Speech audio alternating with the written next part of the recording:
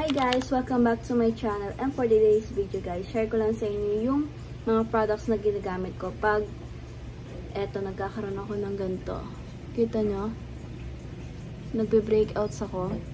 Magkabilang side dyan. Ang super kati niyan and may discomfort siya. Talagang hindi maganda sa feeling. So, itong products na to is ano siya?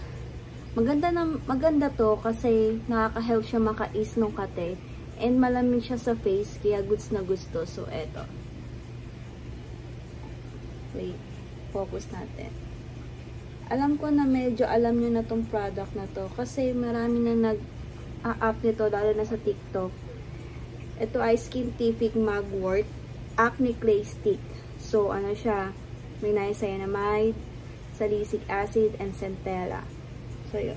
Excuse me. Wait lang po. Yan. So, ito yung gagamitin ko para mawala yung kate-kate kasi ngayon siya kumate ng ganyan. Ang kate-kate niya sobra. Ang ginagamit ko nga palang ang ginagamit kong sabon sa mukha pang facial wash is yung Dr. Alvin Codic Soap for Acne din siya. Kasi super hiyang na sa akin. Ginagamit ko na siya ng ilang years and doon lang talaga humiyang and mas umokay yung skin ko. Yun. Kitang-kita nyo naman. Ayan. May maliliit dyan. And super duper hindi talaga maganda sa pakanaman. So, eto siya. Papakita ko sa inyo. Eto. Eto.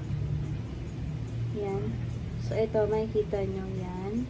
So, gamit ko na siya. Ilang beses ko na siya nagamit. Kasi nga, pagka ganito, pagka may namamaga akong pimples or nangangating pimples, ginagamit ko to.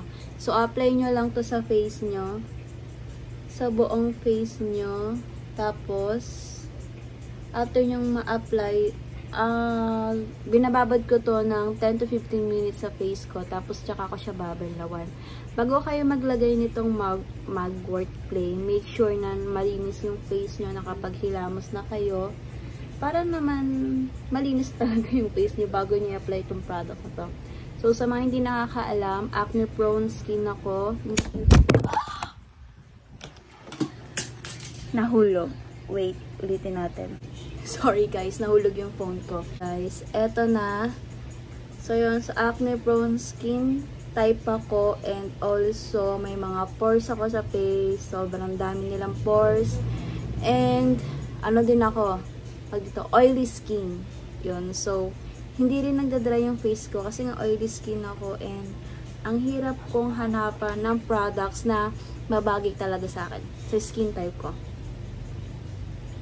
Wait lang. Yan. Tapos may isa pa akong product na ginagamit. Bali, madalang ko na lang siyang ginagamit kasi nga, andalang ko na rin yun mag-breakout. Since nung parang yung routine ko, every time maglalagay ako ng mga products or nagbawas ako ng mga products na ginagamit ko is, simula nung nabawas and konti na lang yung na-apply ko sa face ko, mas naging okay yung skin barrier ko. Wait lang.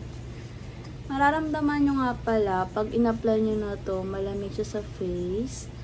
Super lamig sa face para talaga siyang mint. So, ibababad ko muna siya ng 10 to 15 minutes. Then, after nun, maghihilamos na ulit ako. Then, papatuyo na face. Then, sunod na tayo sa next step na nilalagay kong product.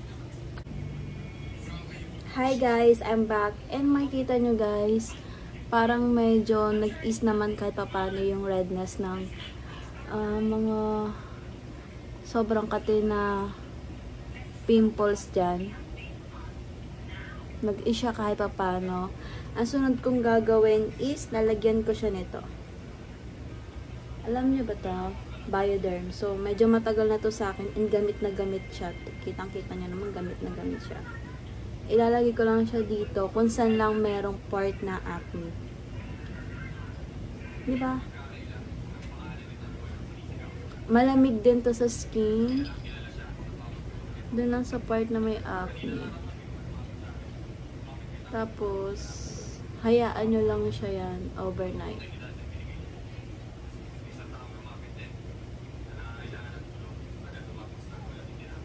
Super lamig nito sa face. Kabila naman.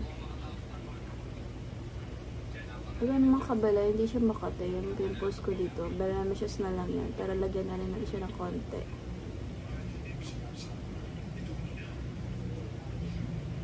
Siguro nagkakaroon ako ng hormonal imbalance talaga. Kasi ngayon na lang ako ginanto. Parang ngayon na lang ako pinibreak out ng ganito. Medyo madala. Nakita niya naman.